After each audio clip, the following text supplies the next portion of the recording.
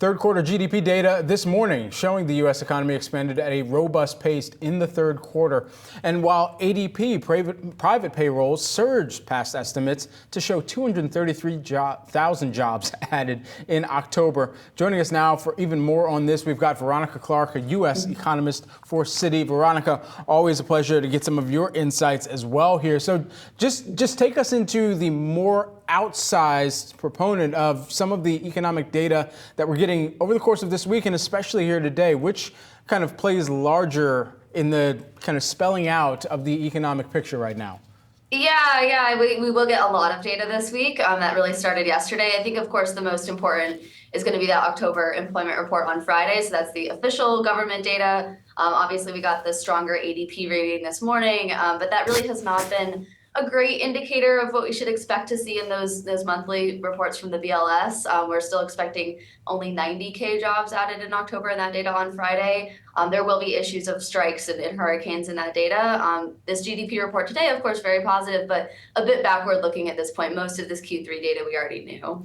Veronica, though, when we are focusing on that GDP data, the one thing that stuck out to me within this report was that core PCE inflation coming in just as a bit of an upside surprise.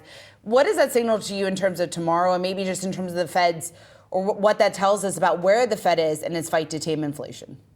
Yeah, it doesn't really impact the reading tomorrow too much. Of course, tomorrow we'll get the monthly data for September that is baked into this Q3 number. Should see something like we're penciling in 21 basis point increase in the monthly core reading for core PCE, but maybe you see a bit of an upside surprise, something like a 0.3 rounded wouldn't be too surprising. Most of the elements of September inflation we do already know from the CPI and PPI data, and it did pick up in September, but we have been running something pretty close to 2% on a 3-month kind of average basis. I think that is still okay for the Fed. But Veronica, is it inflation inflate? Is that as under control as maybe the market is pricing in or the market anticipates right now? I do think there are a lot of reasons that inflation should continue to slow. One really important one is shelter inflation. That's a really big component of both CPI and PCE, and it's been very strong for a while. But we have seen new rents slowing. It might be a bit choppy, but that does look like it should be coming down. Obviously, as the Fed is cutting, we would maybe be worried about some reflation risk, but where you would expect to see that first is a sector like housing. We really don't see much upward pressure on home prices. We really haven't even seen housing demand picking up. And of course, now mortgage rates are actually even higher than they have been in the last couple months.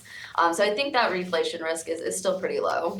What do you think in terms of the sentiment that people and potential participants in the labor force are really kind of working through right now as thinking of a job is hard to get, and how that's playing into the broader consumer sentiment as well right now? Yeah, that was a really important reading that we got yesterday in the monthly consumer confidence data from the Conference Board. An important detail in that data is this labor market differential. So the difference between how many people are saying jobs are plentiful, less saying jobs are hard to get. It did improve a bit in October, but there has been a pretty consistent trend of people feeling worse about the labor market. And it does then line up with something like very low quit rates that we saw in the JOLTS report yesterday. People are not going to be quitting jobs if they don't feel good about finding a new one. So there does seem to be something happening in terms of how people are feeling about the labor market. That jobs hard to get response rate does really well correlate with the unemployment rate, which we have seen that rising. So I do think there is this underlying weakening happening. All right, Veronica Clark, always great to talk to you. Thanks so much for taking the time Thanks. to join us here this morning.